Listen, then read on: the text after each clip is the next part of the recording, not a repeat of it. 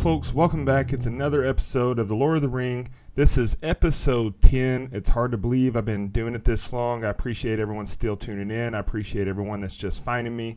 So keep spreading the word, keep helping me grow this platform, and keep hitting me with the feedback. One Night Stand 2005 was such a successful show that Vince McMahon decided not only to run that show back in 2006, but also to revive the ECW brand altogether. Raw on USA, SmackDown on UPN, and now ECW on Sci-Fi. I knew when I put this show on the poll that it was probably going to win, and it did, handedly. I had some people requesting this show from Jump Street, and so I had a feeling where we were heading this episode, and I'm okay with it. ECW One Night Stand 2006 took place January 11th, 2006 in the Hammerstein Ballroom in New York City. 2,460 fans were on hand to witness the event that had a very different feel than the year prior. So let's start with the build to the show and the storylines surrounding this time frame. Immediately after WrestleMania 22, WWE started making plans to bring back ECW as a third brand. The news leaked in mid-April, and it was officially announced on May 25th, and the first episode of ECW television was set for June 13th, and One Night Stand was set to be the first pay-per-view to showcase the new brand. Feuds on the card include Taz versus Jerry Lawler. So this feud goes back a long time. Jerry Lawler used to run down ECW every chance he got, going back to the 90s when he used to call it extremely crappy wrestling. Then fast forward to the year 2000. Taz is in the company now, and Taz and Lawler had a feud that included some matches at SummerSlam and Unforgiven in 2000. This started when Taz would verbally attack Jim Ross and Lawler would come to JR's defense. Fast forward to 2006, when the brand expansion was announced, there was tension amongst the announced teams from Raw and SmackDown, which is where Taz was doing commentary at the time, but he was going over to the ECW brand. Taz came after JR again, so Lawler once again stepped in to defend his longtime partner. And so we just kind of rehashed that little rivalry there. And then Taz challenged Lawler to a match at One Night Stand. So here we are. Kurt Angle, Randy Orton. They feuded earlier in the year in 2006, including what led to the triple threat match with Rey Mysterio for the World Heavyweight title at WrestleMania 22, a show that I covered in the past way back on episode 1. After their match at Mania, a storyline injury was written for Orton. It was scripted that Angle broke his ankle, but in reality, Randy Orton was suspended 60 days for, quote, unprofessional conduct. Not really sure what he did, but Randy Orton has said that he was acting like a jerk, he wasn't being professional, and he deserved it. And so he's suspended. During this time, Kurt Angle was drafted first to ECW in the brand expansion draft on May 29th, debuting his wrestling machine gimmick, and he issued an open challenge for One Night Stand, which Orton accepted. In reality, Randy was picked for Kurt's opponent because he was safe. He was a safe worker. Kurt had a groin injury, a hamstring injury, and a neck injury at the time, and they knew Orton would take care of him. On the June 2nd, 2006 episode of SmackDown, Paul Heyman challenged World Heavyweight Champion Rey Mysterio to accept his challenge for a match at One Night Stand, which he accepted. June 9th, Mysterio turned down Heyman's recruiting efforts to join the ECW brand. Remember, in the past, Rey Mysterio was at ECW. In 1995, he got his start in the States with the ECW brand, and Heyman wanted him back, but Mysterio declined. He's WWE through and through. Later in that show on June 9th on SmackDown, Sabu interfered in Mysterio's match with Finlay, causing Finlay to get the win, and then attacked him after the match, so it was set for One Night Stand, Sabu versus Rey Mysterio. The full backstory of the next storyline that we have going on is told in much better depth and detail, and from firsthand experience from one of the men involved. Check out Foley is Pod to hear the story from Mick Foley himself. Foley and Edge had one of the most memorable hardcore matches in WWE history at WrestleMania 22. Foley was a guest on Edge's Cutting Edge show on the May 1st Raw, and he challenged Edge to a rematch the following week. Fast forward to that following week, and Foley added Tommy Dreamer to the match and made it a triple threat, only to turn on Dreamer and align himself with the Rated R superstar. The next week, May 15th, Dreamer showed up on Raw with the hardcore icon Terry Funk to get some revenge. Foley started bad-mouthing ECW, so Dreamer and Funk attacked him, which caused Edge and Lita to come to Foley's defense. Fast forward another week, May 22nd. Foley and Edge declared themselves co-hardcore champs, which enticed Paul Heyman to come out and challenge Foley and Edge to face Dreamer and Funk at One Night Stand.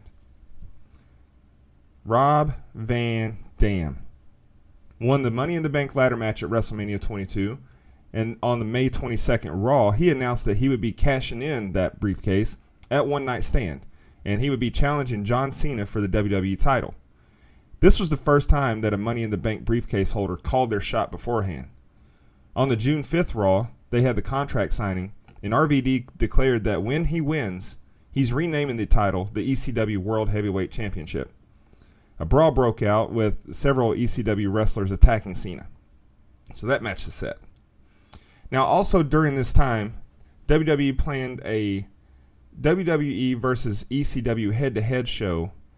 This took place on Wednesday, June 7th. It aired on USA, and it helped build hype and storylines for a One Night Stand pay-per-view. It's on Peacock. If you go under the ECW tab and search for the WWE ECW relaunch, it's actually episode 0, so it's included in there. I recommend going and checking that out. It's a good companion piece for watching this pay-per-view. It's only like an hour and 26 minutes. So now here we are. It's the night of. The show opens with a rowdy crowd, just like the year prior. It's what we expected. ECW chants ring out, and then the ECW theme hits, and Paul E is on his way out to the ring to a huge pop. He cuts a promo that included him saying, on behalf of everyone who wanted to be a wrestler and not a superstar, great shot there, Vince McMahon. I love that. He includes the phrase that the tribe of Extreme has risen, and he's hyping the new ECW brand, which I'll talk about in depth one day. That was a disaster in hindsight. At the time, I was all for it, but I'll save my thoughts. Paulie says this didn't happen because of Vince McMahon. It happened because of the fans, and he thanks them profusely. We get our ECW opening video package again. It's the classic one. We got great nostalgia packed in there. Love seeing all the boys and the classic moments involved. And then Joey Styles is back on commentary. So I'll use this chance once again to put him over. He's one of the best to ever grace the microphone and headset in wrestling. Love Joey Styles. Right after he welcomes us in, Taz is out. It's great seeing him, with the towel over his head, wearing his black and orange, and getting back in the ring. This would actually be Taz's last ever wrestling match. Styles talks about how Jerry Lawler has no respect for ECW, and then the King's music hits, and he's out, crown and all. After a pompous pose and smile, he looks disgustingly at the crowd, and then points at Joey and walks over to him and smacks him in the face. I mean, that was a hard slap. Joey Styles' glasses went flying, and you could hear it. Lawler makes his way to the ring, and as the bell sounds, Joey gets in the ring and jumps on Lawler's back, trying to choke him out. Lawler throws him off and sets him up for a pile driver, but as he's lifting Joey Styles in the air, Taz locks in the Taz mission, and just like that, it's over. Match went 35 seconds. Dave Meltzer gave it a dud rating in the Wrestling Observer magazine, but come on. This one didn't need a rating at all. This was a spectacle, not a match. This was just to get the crowd hype, put ECW over the WWE guys, get Taz, that one last hero's send-off for a victory. A dud rating. I mean, yeah, it wasn't good, but it was awesome. Taz choking out Jerry Lawler is a tale as old as time. We get a video package now showing the ECW versus WWE angle that they've been running with highlights from the Battle Royal that took place on that ECW versus WWE head-to-head show. Orton had eliminated Kurt Angle to win, but then the Big Show, who was also still in the match representing Raw, he rips off his Raw shirt, revealing an ECW shirt, and he eliminates Orton. So ECW wins. They also show highlights of Sabu's match against Cena on that show.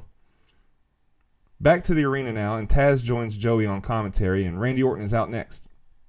He's heavily booed, and he loves it. You can just tell. He is a natural heel.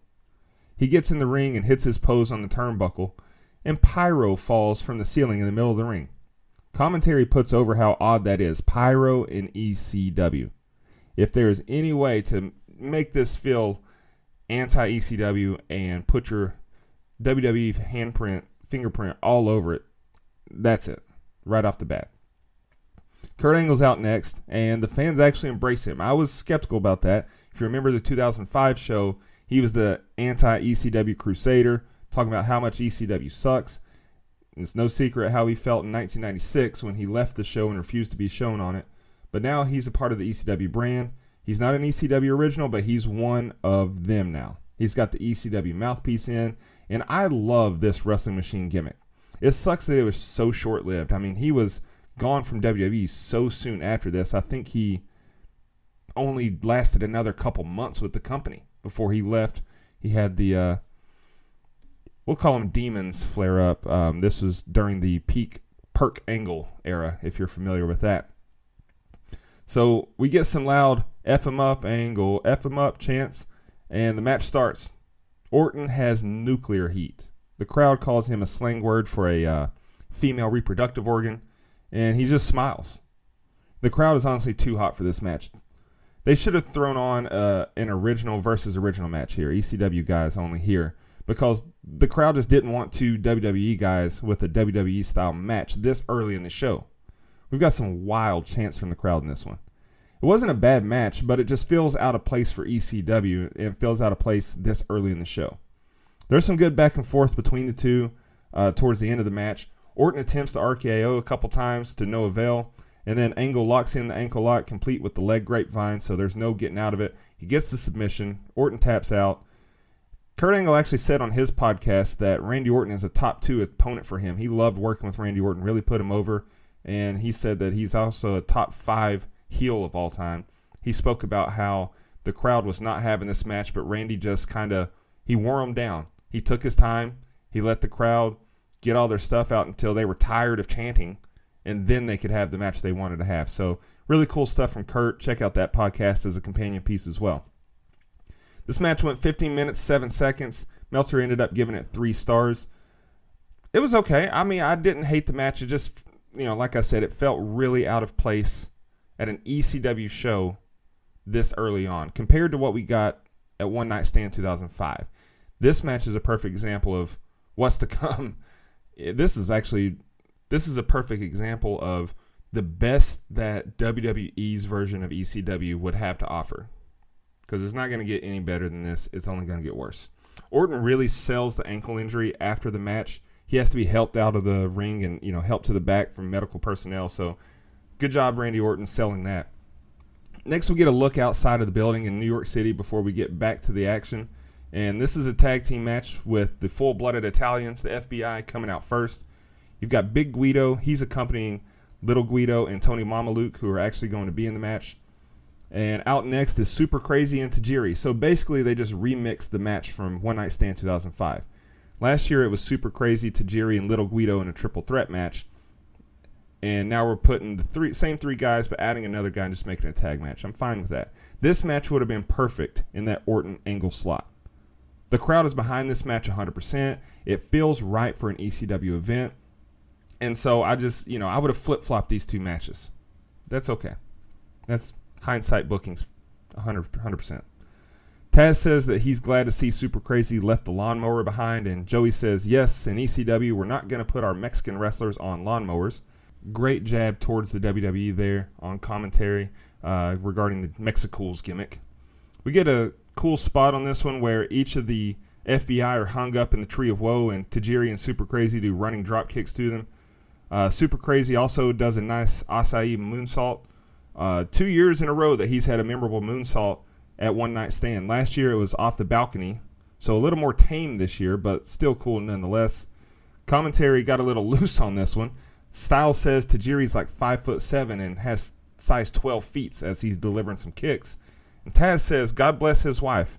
She's happy, or walking with a limp. That is a wild line. Oh, Vince McMahon, that would not fly, especially today from WWE commentary. But that's crazy. We get a dual tarantulas in this match also. That's cool. The finish comes when Tony Mamaluke and Little Guido hit a double fisherman buster on Tajiri and get the pin. This is a really fun match. They went 12 minutes, 24 seconds. Dave gave it just 2.25 stars. That's a little low for me. This was fun. This is This felt like ECW to me, so I would have went closer to 3.25.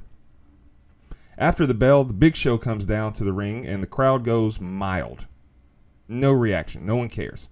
He goes face-to-face with Big Guido, and he kicks him in the boys, and then he just cleans house. This is just a way to put him on display here for the ECW fans, since he'll be on the new ECW brand. The crowd did warm up to him. They gave him a good reaction in the end after he ragdolled Tony Mamaluke. It's fine. No problem with the segment. It is what it is. The next segment, though, JBL's back with a microphone in the balcony, running down ECW again. I hate every second of it. He left the WWE, and then he takes this chance to announce that he's back. And since Taz is going to commentate on ECW on Sci-Fi, he's coming back to commentate SmackDown. Who cares? Just have him show up. Don't give him... This was like a 3-minute segment of him just running down the crowd. It may have been longer, may have been shorter. I don't know. It felt like forever.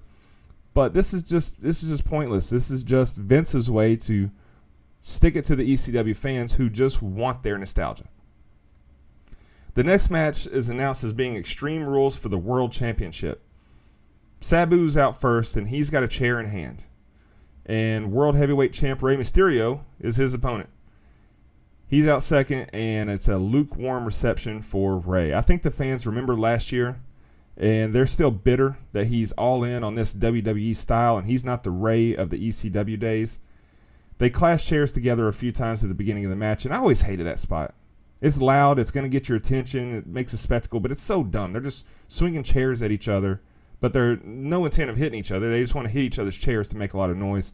I hate that. I hate it. Other than that, this match has everything you expect from a Sabu match, though. You've got chairs used as weapons and launching pads. You got tables involved. You got a lot of high risk. Something that you may not expect, though, Nick Patrick officiating a match in an ECW ring. That's such a weird thing to see, especially for me. Being WCW was my favorite brand. It's weird seeing Nick Patrick in ECW. Sabu goes through a table on the outside of the ring pretty early on, and it looks like the match is going to be cut short. He's favoring his arm. He looks like he's legit hurt. Nick Patrick even throws up the X, but he was able to continue. Thank God he did, because he pulled off an insane spot next. He does a triple jump DDT. He jumps onto a chair, onto the top rope, onto Rey, who's standing on a table that's propped up on the barricade in the ring apron, and delivers a DDT through it. But that was the end of the match. Officials run down to check on the two wrestlers, and they deemed that they were too hurt to continue. Lame. It was kayfabe. It was not real. They were fine. This match could have used 5 more minutes on, let these guys go a little longer. Cut the JBL segment and give them that time. It annoyed me. Rey's helped to the back, and then Sabu refuses to accept the help. Very true to Sabu's gimmick. This one went just over 9 minutes. Meltzer liked it as much as any match on the card, though. He gave it 3.25 stars. To me, I wouldn't go that high just because of how it ended. I needed more. They were just starting to heat up. Edge and Mick Foley versus Terry Funk and Tommy Dreamer is next. We get a video package showing the build and Foley's heel turn. It's well done, as to be expected. WWE always does a great job on these video packages. Mick Foley's out first. Great seeing him involved in the show in a bigger capacity. Last year, he just did commentary.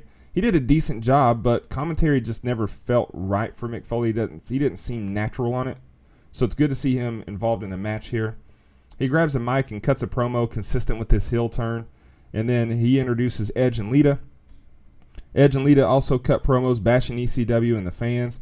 It just didn't need it. They had enough heat as is. I think the storyline was fine. It was good enough and even if you didn't have a storyline, just the people involved, this is going to be a great hardcore match. Or extreme match. Sorry. Using the wrong vernacular. But, thankfully, Terry Funk, Tommy Dreamer, and Beulah, they make their entrance next. Terry Funk, he's just the best. I don't think he gets enough love. Most of your favorite wrestlers will say that he's the greatest ever, but that's not enough for me. He deserves more love. But when they get in the ring, Beulah cuts a promo on Lita, and she challenges Lita to make it a 3-on-3 match, which is apparently accepted without an official acceptance. It's just, okay, we're doing this. Neither one of them said okay.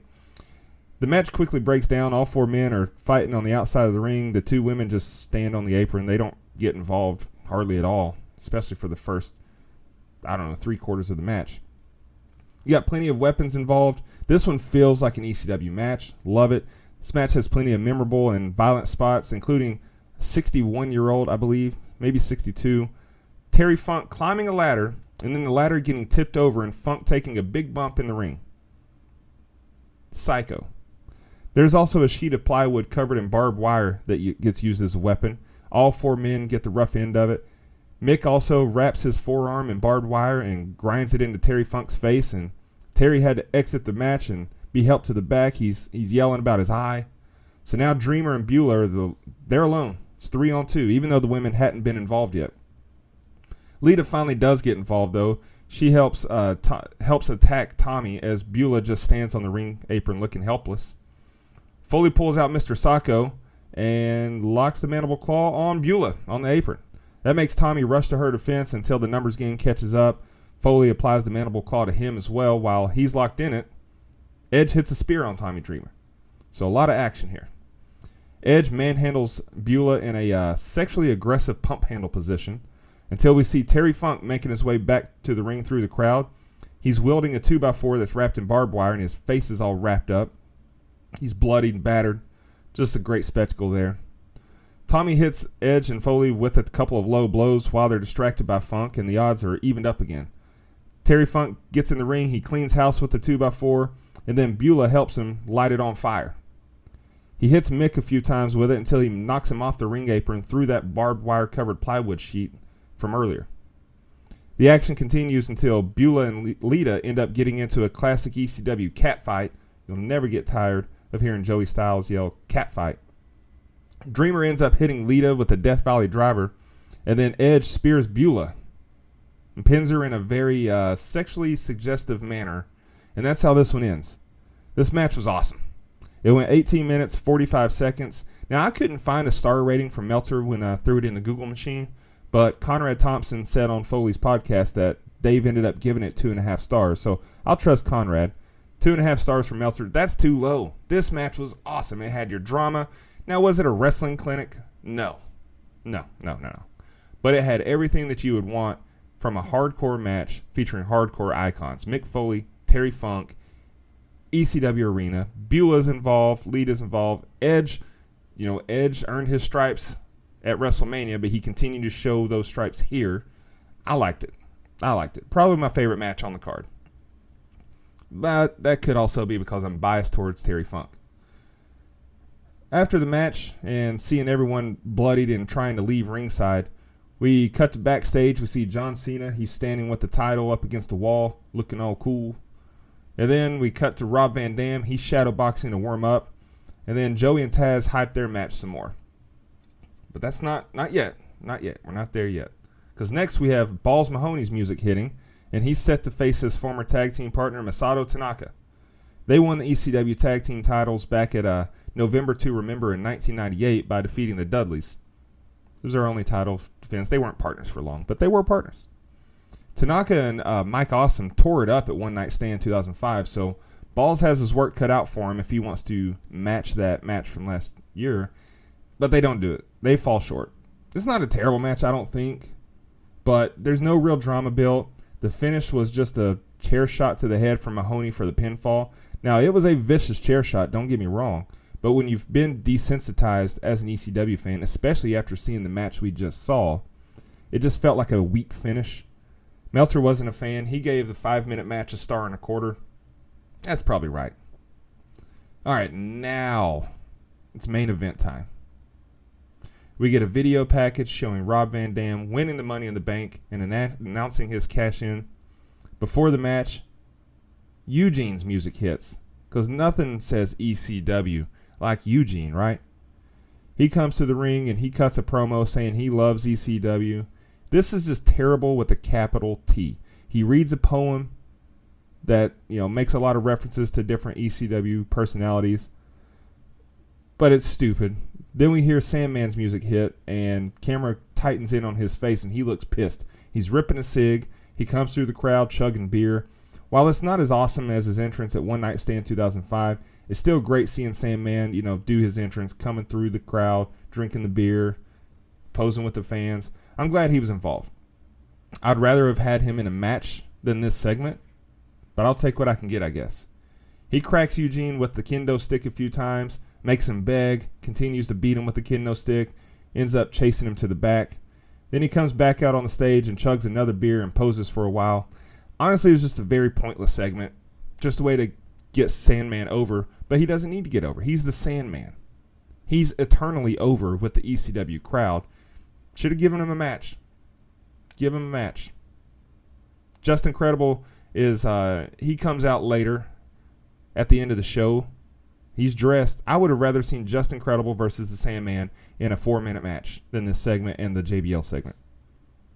Whatever. Okay, now it's main event time. Rob Van Dam is out first to a very solid pop. He's got the whole arena behind him. Then John Cena's music hits and loud boos serenade him. This is an iconic entrance, though. Cena looks out of his element, but he doesn't get flustered. He just holds the title over his head, puts his head down, walks to the ring with a very focused look on his face. And that's not the only iconic thing.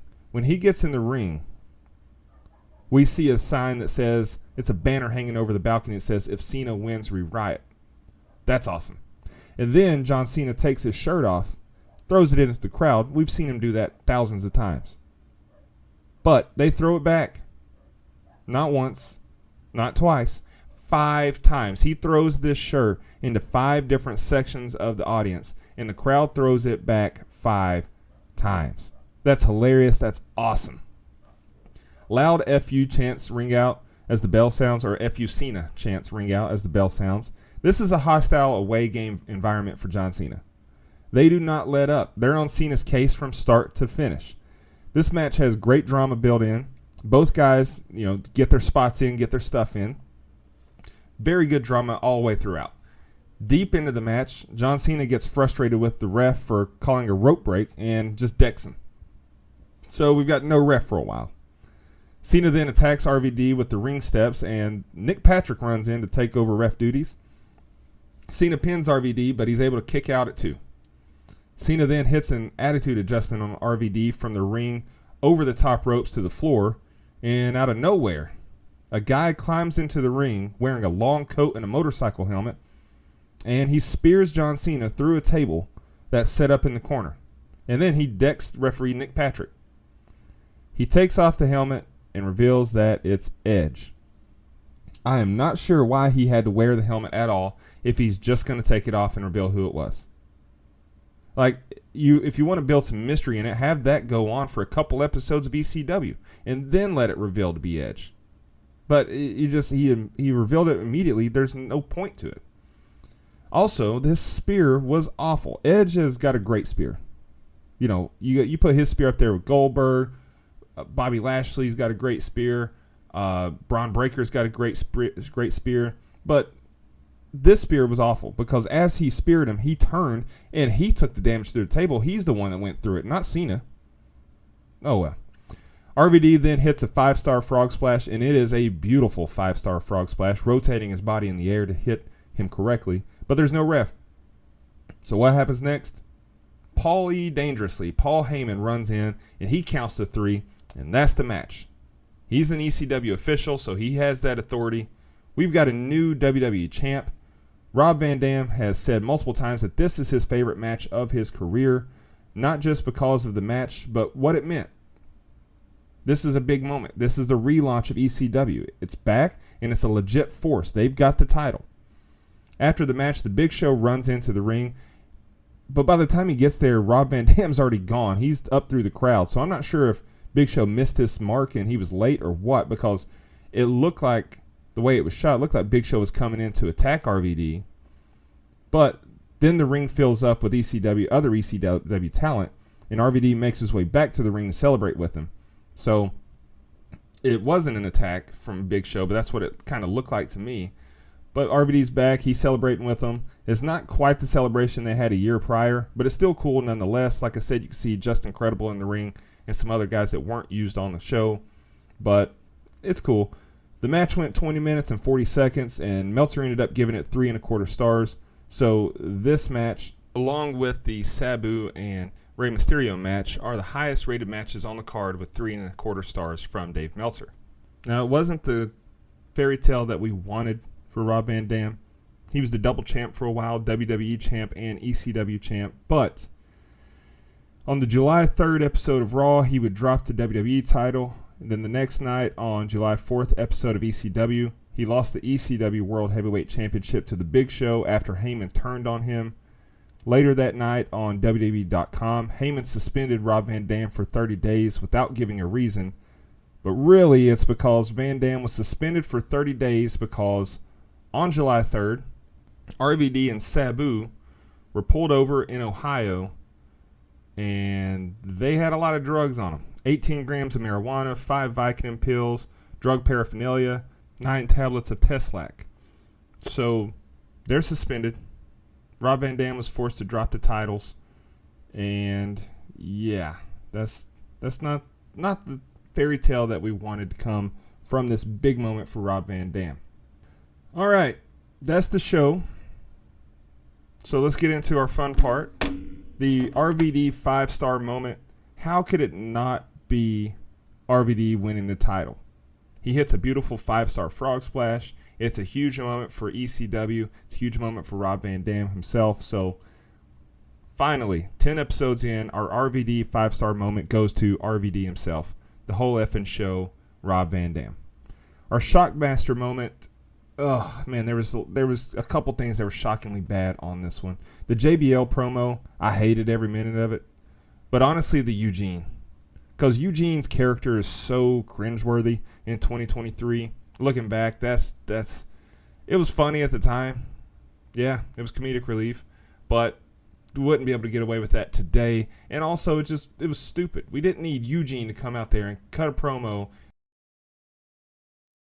only to get attacked and caned by the Sandman. So Eugene's segment gets the Shockmaster shockingly bad moment of this show. I'm going to do something a little different now. I should have been doing this all along, but I'm going to rate these shows. I'm going to give them a grade, like this is a report card.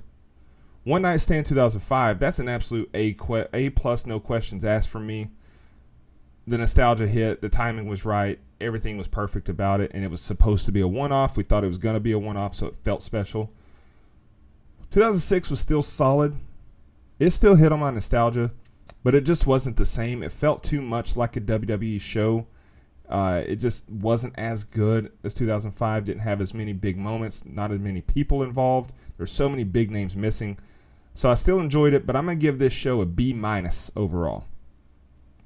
So let's get into the poll options for episode number 11, which will be coming to you in a couple of weeks. I'll put this poll up on Twitter at @loreofthering_. You can also follow me on Twitter at @dmfrank_. Check me out. Give me a follow. Chime in. I post on the pod account every day. I post birthdays and memorable moments from wrestling's history that have happened on that day in history. So check me out there. Also, be sure to keep spreading the word about the pod. Share, tell your friends, subscribe, leave me reviews on Apple. I appreciate all the feedback. Okay, here's our poll options. We're back to the Fed, the Federation, the WWF.